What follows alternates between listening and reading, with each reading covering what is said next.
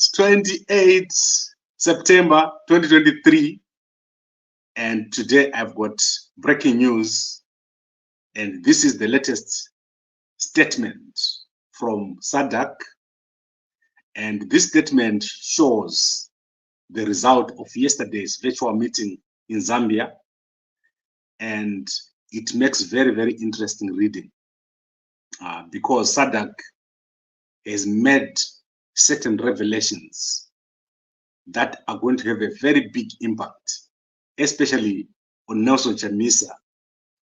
And the problem that we now have is that the people in Zambia, President Hakainde Hichilema and the guys around him, they've tried their best and they've not been getting a lot of support from the region. So if you look at the statement that was issued by SADC after the virtual meeting of the SADC Troika, you can clearly see that there is not much that is going to come out of the SADC process. So the focus in Zimbabwe has shifted from SADC and it's now on dialogue. So tomorrow I'm going to come back. I'm going to give you in detail what the CCC is saying about dialogue on top of what I told you yesterday. So the focus is now shifted from SADC, it's now on dialogue. Unfortunately, ZANU-PF is now in a stronger position. And I've been talking to a number of people, and it is clear to me that ZANU-PF might even say they don't want to have the dialogue.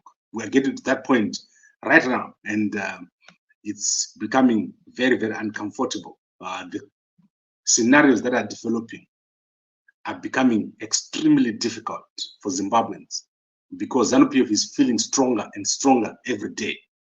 But now let's talk about SADC. They had a meeting yesterday of the SADC Troika. I'm going to take you through the statement very, very quickly. But 2 days ago, on the 26th, the SADC in Botswana also issued a statement, a hard-hitting statement, attacking ZANU-PF for their attack on Nevers Mumba, the former vice president of Zambia, who was also the chairperson of the SADC mission in Zimbabwe, the observer mission. And you should go to gambakwe.com and have a look at those documents. I've uploaded the 2 documents. If you just go to gambakwe.com, you find those documents there. So let's look at this document here. And I think I should share this document so that we read through it together. And this document is very interesting, but unfortunately, it doesn't have much for Nelson Chamisa. I know Nelson Chamisa was looking to SADC to do a lot, but in this particular case, there is not much that is there. So there is the first document here. The first document was issued on the 26th of August. And this document says, ZANU-PF, what they did by attacking Nevers Mumba, that was uncalled for, and SADC does not support what ZANU-PF has done to attack Nevers Mumba. And what has happened has got the possibility of undermining SADC as an organization. So this is what is in the first document. Now I'm going to stop sharing this document, and then I'll share with you the latest document, the one that we have today. And that was issued this afternoon. I received it from my sources, and it's a very, very interesting document. But as I said, it does not give Nelson Chamisa what he was looking for. Nelson Chamisa was looking for a direct condemnation of the Zimbabwean election, but this is not here in this document. So if you go to gambakwe.com, you're going to see that document here. And let's read through it, and I'll do it very, very quickly. So it says the extraordinary summit, the extraordinary meeting of the Troika of the Ministerial Committee of the organ, here in referred to as EMCO Troika, considered and adopted the draft agenda as presented by the Secretariat. So this was adopted, and the election calendar register, Zimbabwe, 23 August 2023, Eswatini, 29 September 2023, tomorrow Eswatini is having an election, Madagascar, First round in November 2023, 9 November, and then possible second round 20 December 2023. DRC 20 December 2023, South Africa 2024, and Comoros 2024. So we've got a lot of elections around us right now. So if you're on Gambago.com, you hover around the document, and at the bottom you see the pages. It's got 7 pages. So now we click to page 2, and then it will show you here. It says the government of the Republic of Zimbabwe responds to the SEOM parliamentary preliminary statement. The Troika noted that the SADC Electoral Observation Mission was deployed to the Republic of Zimbabwe to observe the harmonized election, which took place on the 23rd of August 2023, in accordance with the SADC principles and guidelines governing democratic elections. The chairperson of the organ, His Excellency Hakainde Hichilema, President of the Republic of Zambia, appointed Dr. Nevas Mumba, the former Vice President of the Republic of Zambia, to lead the SEOM to Zimbabwe. The Troika also noted that SEOM is mandated to observe elections in terms of the SADC principles and guidelines governing democratic elections, which all SADC member states signed and adopted and have been operational since 2004. The Troika further noted that all SADC member states send individuals to serve as observers under SEOM each time another SADC member state conducts election. For the purpose of August 2023 harmonized elections, observers were seconded from the Republic of Angola, Botswana, Eswatini, Malawi, Mozambique, Namibia, South Africa, Tanzania, and Zambia. The Troika also noted that in terms of section 6.1.3, the chairperson of the organ shall receive the SEOM reports and the reports of the SADC Electoral Advisory Council on the matters pertaining to the elections and the enhancement of democracy and good governance in the SADC region. And the reports of the SADC Electoral Observer Missions are handled in terms of section 11.8 of the principles and guidelines. The SEOM issues a preliminary statement immediately after the close of the poll. The preliminary statement outlines the initial findings of SEOM. The Troika also noted that the Zimbabwe SEOM issued its report on 25 August, and as stipulated by the section 11.8.1 of the principles and guidelines, the SEOM should produce its final report within 30 days and submit to the member state that held the relevant election. The Troika further noted that since the 30 days have passed, the Zimbabwe SEOM report has been finalized for submission to the chairperson of the organ for onward transmission to the head of state of the electoral management body of the Republic of Zimbabwe. So here what they mean is that the election of Zimbabwe had a preliminary report from SADC. After 30 days, this document is now formally handed over to President Mnangagwa. It's now formally handed over to ZEC. So these two, they have received the document as we speak, and it has not changed. The opinion of SADC is that the election in Zimbabwe did not meet the conditions of fair and free and fair as set out in the SADC guidelines. So this is what President Mnangagwa has been given in his hands by SADC. This is what ZEC has been given in their hands, and this is what they're holding. Then the Troika noted that in terms of section 11.8.2, when SEOMs officially submit the election reports, member states which held the elections may consider the recommendations advanced by SEOM for improving the conduct of elections, and B, submit to the chair of the organ a response to the SEOM report. You remember what I said to you, that President Mnangagwa now has to respond. It is now up to him. It's not SADC that needs to call a meeting. You remember I said this last month. The Troika also noted with concern the personal attacks and the threats on the media that have been directed at the SEOM head of mission, Dr. Nevas Mumba, and the chairperson of the organ, His Excellency Mr. Hakainde Hichilema, since the Zimbabwe SEOM released its preliminary statement on 25 August 2023. The attacks were made by individuals in both the ruling ZANU-PF political party and some in high-level positions in the government of Zimbabwe. The narrative in these attacks have been that the SEOM preliminary statement on the Zimbabwean elections was personally authored by Dr. Nevas Mumba. And here we're particularly talking about people like Rutendo and Simbachi Kanza, some ZANU-PF guys who have been attacking Dr. Nevas Mumba. I think it's been clear that there was a concerted attack on Dr. Nevas Mumba. There was also, I think, George Charamba, he attacked Dr. Nevas Mumba. Yes, he attacked Dr. Nevas Mumba. And there were even threats, I think, by Chinamasa to harm the presidents of Zambia, or to imply that they harmed the previous president of Zambia, and they'll do the same with this current one.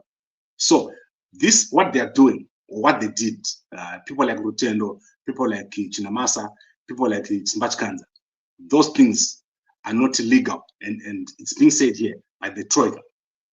The Troika further noted that such attacks undermine the SADC principles and guidelines governing democratic elections and might have a negative bearing on the SEOMs that are to be deployed in the future elections, especially with other elections coming on the 29th of September in the Kingdom of Eswatini, and reiterated that SEOMs are in line with the SADC principles and guidelines governing democratic elections, and that reports are produced by a collective of the member states observers led by the organ Troika and supported by the Secretariat. So it's not a personal document by Dr. Nevas Mumba. The Troika noted that there is a risk that if unchecked, further attacks on the leadership of the organ and of the SEOM have the potential to damage the credibility of SADC as an institution. The Troika acknowledged and commended the Secretariat for taking the initiative to issue media statements that clarify the procedures that are followed by the SEOM, and in the same statements for protecting the credibility and leadership of the organ and the SEOM. On the basis of paragraphs 2.2.8 and 2.2.9 above, and in order to manage the situation and avert further attacks on the leadership of the organ and SEOMs, and restore the dignity and resilience of the SADC and its long-standing structures, the Troika recommended as follows.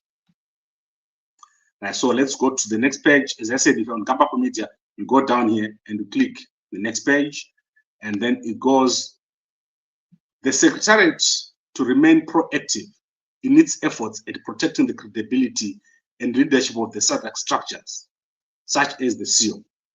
Given that these circumstances are not predictable, and that there will always be some individuals who will not agree with the SEOM, all reports and statements should be crafted in a manner that ensures relevant procedures and rules are followed to protect the SADC institution from unwarranted attacks. Continue to fill technically experienced staff from the Secretariat who are complemented by the capacity observers to facilitate the work of the SEOM, and the Secretariat to ensure the organ Troika member states continue to process, adopt, and own the reports of the SEOM so as to avoid unwarranted suggestions that the reports are the product of individual or member states. So this is where it ends for Zimbabwe, and then they go to Madagascar. And in Madagascar, what's happening is that there were recommendations by SADC during the last election, and that was in 2018. So out of the 18 recommendations, Madagascar has only applied or implemented 5 out of the 18 recommendations. And the opposition parties in Zambia, in Madagascar, have complained to SADC, and the elders have been deployed or have been sent to Madagascar to manage the situation, because the election there is being held outside the constitution. So remember what I told Mr. Jonas here when I was here. There is a place for SADC to intervene in elections before, during, and after the election. And when they produce a report, that report is binding. It's not an advisory to ZANU-PF to say, this is something you did wrong, let's fix it. It's binding. They signed the agreement. The only way ZANU-PF can get out of this is to get out of SADC. This is how they can get out of being managed by SADC. So eventually, if President Mnangagwa does not respond, then the report stands. So SADC is now awaiting President Mnangagwa to make the next move. The person to make the next move is President Mnangagwa. But Chamisa cannot just stand there. He's a player in the election. So don't think Chamisa is going to stand there and let President Mnangagwa just appeal. Chamisa also is going to make submissions to SADC to say, given that the final report says the election was not free and fair, this is what we want. This is what we want to happen. And I want to advise Chamisa to not follow any other process except the SADC process. You know what is happening right now. There's a lot of people planning a lot of things, and those people are not necessarily acting in the interest of Chamisa. They're acting in the interest of I don't know who else, because Chamisa has got the law on his side. He's got SADC on his side. All he has to do is to make sure that he follows the SADC process. He makes his demands. SADC is still in Zimbabwe as we speak. It's written in that document. They are still in Zimbabwe. The SEOM, which is the Advisory Council, they're still in Zimbabwe. They're just across the border in Botswana. And the election in Zimbabwe, finally, without a doubt, has been declared as not free and fair. It has been declared as not following the principles and guidelines of SADC. This is in black and white. For the first time in the history of Zimbabwe, this has happened. And President Mnangagwa now has to deal with this situation. But as I said to you, the focus in Zimbabwe has shifted. If you look at Kalimbwe, this afternoon, he tweeted that it appears that the people in Zimbabwe have moved forward. They've moved on, and they've accepted what has happened. This is a true assessment of the situation in Zimbabwe. Many, many people, including the CCC, have accepted position in parliament, have accepted position in council, they've been inaugurated, they're in place. So a rerun right now is not going to happen in the way that we think. What could happen is a period of a GNU of some sort. This is what SADC is probably going to recommend, a power sharing arrangement. President Mnangagwa's election, according to SADC, is questionable. So you need to listen very, very carefully to what I just said now. If your election was not free and fair, and your election did not follow the guidelines, suddenly SADC has a right to tell you what to do. So you're going to be seeing that very, very soon, especially if Chamisa does his presentation to SADC and says he wants ABC. SADC is going to intervene. The elders have a place in Zimbabwe. The SADC presidents have a place in Zimbabwe. This is going to happen, and you're going to see it very, very soon, even though the people in Zimbabwe appear to move forward and they appear to be talking. And I would like to point you to an interview or a presentation which was moderated by Pedzisai Ruhanya this afternoon. Ostalos was there, Linda Masarra was there. I think there was, if I'm not mistaken, someone from the Teachers Union. These guys were talking about dialogue throughout. And I'm going to unpack for you what is going to happen right now in Zimbabwe. Zimbabwe is not conductive. The situation in Zimbabwe is not conductive for a re-election or a rerun right now. If we have a rerun today, we're going to have the same problems. We're going to have the same fires. We're going to have the same ZEC. So the system has to be dismantled first, and then we have a new election. But before that happens, there is still the issue of the economy. The economy needs to be fixed. People are suffering in our country.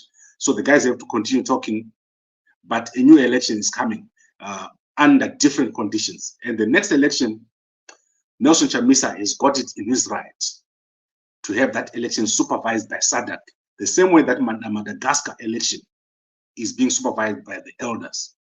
So right now, as the elders are in Madagascar, they're basically in charge of the election. They're in charge of everything happening there.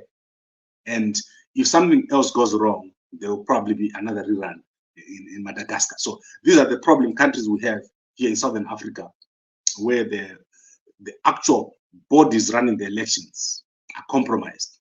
The media is compromised, and the process is compromised. That is the problem we have with the elections in Zimbabwe, and it's in black and white. ZANU-PF today cannot say they don't know. They know it. They've got the document. They have to fix this, and that is a big, big problem. Right. Let's go to comments. I want to read this up.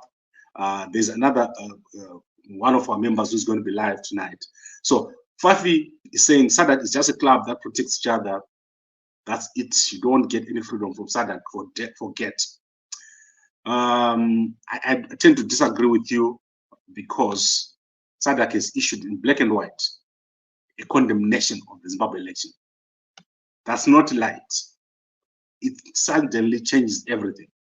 That's why you saw there was so much emphasis from ZANU-PF that there's no final report. Do you remember how much ZANU-PF said there's no final report? Now there's a final report. It's in black and white. And ZANU-PF cannot ignore it because they've been given two options. Either they accept and implement the recommendations, or they have to respond to SADC. And there's no sitting of a committee or anything. They have to do it today if they have to. Otherwise, that report stands. Right. What about Mchangwa? Yes, Mchangwa threatened the president of Zambia, but I tend to not take Mchangwa seriously in terms of the things he says.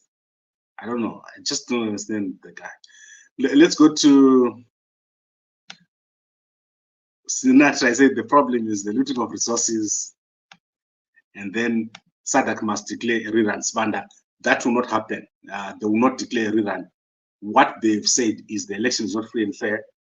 The election does not meet the SADC conditions, and they will probably have to put in the elders. They have to be mediation right now. There's grounds for mediation. Chamisa has got international grounds to go anywhere he wants and say there's a dispute. It's formal. There's a dispute now in Zimbabwe. It's formalized. It's international. You can go to any court. You can go to any nation. Chamisa can walk to the United Nations now and produce that document and say the election was not free and fair. Mnangagwa did not win the election. You can do that now. You can take that document and he's gonna get it. He's gonna get an audience anywhere he goes, until President Mnangagwa challenges that report, and that report no longer stands. The ZANU-PF guys have to take this very, very seriously. The implications for the government of Zimbabwe are, you cannot describe the implications of this final report on the government of Zimbabwe. It's not as light as you think. It's an extremely important document, and that has been issued by SADC. And then I want to end with Lancet says, I prefer GNU for the sake of peace and the rehabilitation of our economy.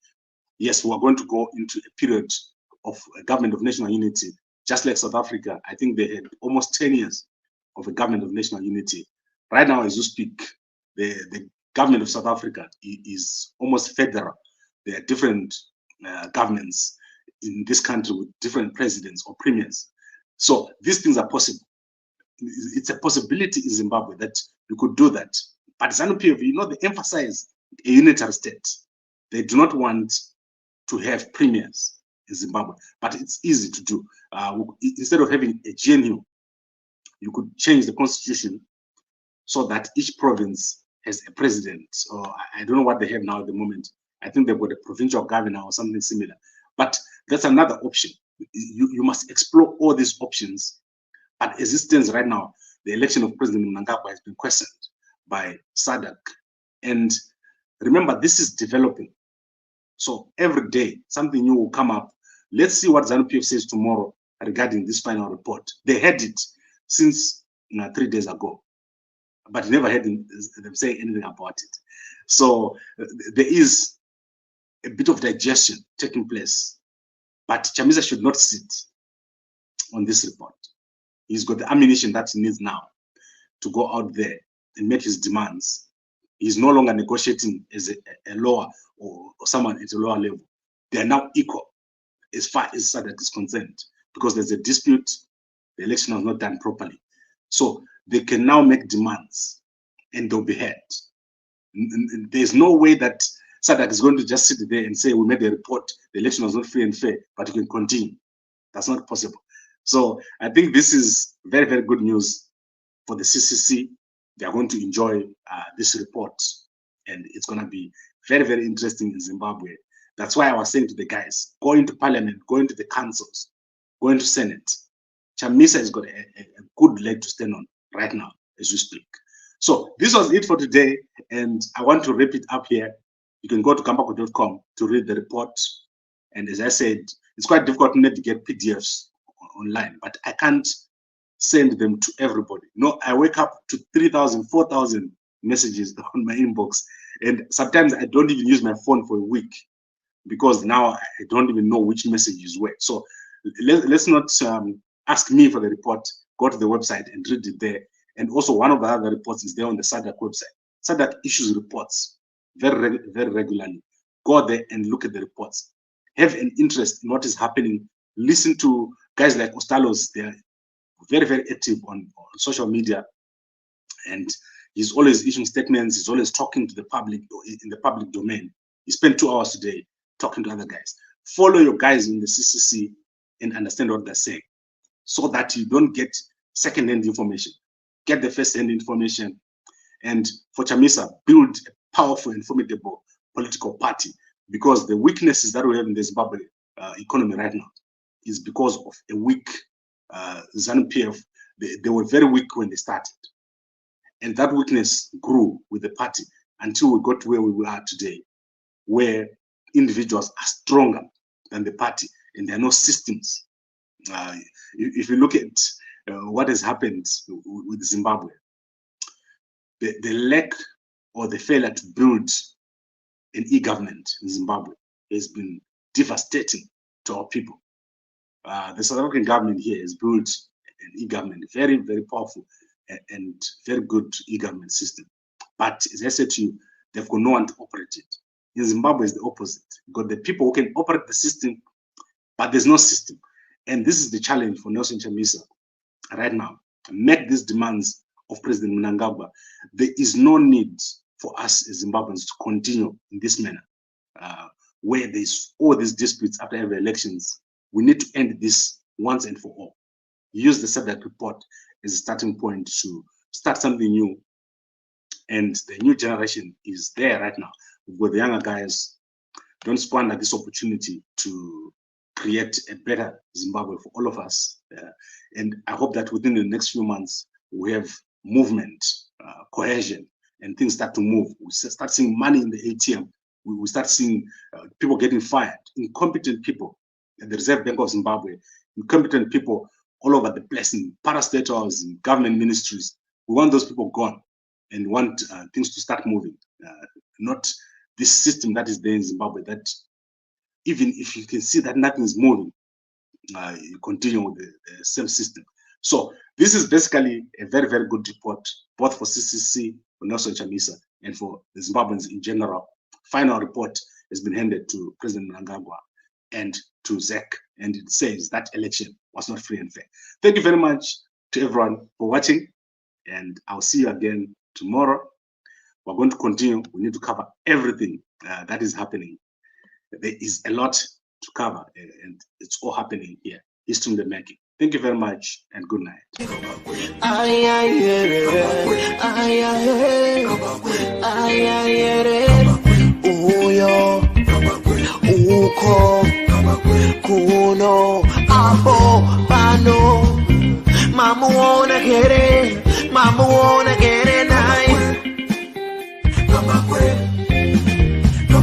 I know food I